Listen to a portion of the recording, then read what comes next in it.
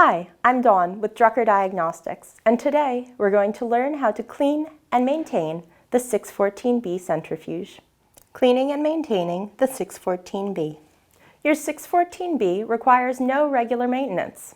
Cleaning is easy too. Start by unplugging your 614B from the wall. Make sure to wear appropriate PPE in accordance with your lab's policies. Use isopropyl alcohol or 10% 5500 ppm bleach solution to clean.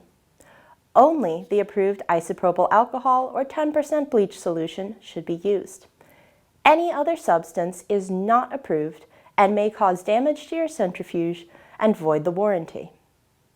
Apply your isopropyl alcohol or 10% bleach solution with a cloth. Do not submerge the centrifuge in water. If necessary, the rotor may be removed for easier cleaning. Links to our videos on how to remove and reinstall the rotor are popping up on your screen now. Dry your 614B immediately after finishing cleaning and disinfecting, and be sure it's plugged in so it's ready for the next use. Your 614B does not require any regular maintenance, but you may wish to confirm the spin speed. To do that, you'll need your facility's calibrated phototachometer. Ours is shown here for reference. Your rotor has a reflective strip on it so the phototachometer can easily detect the speed.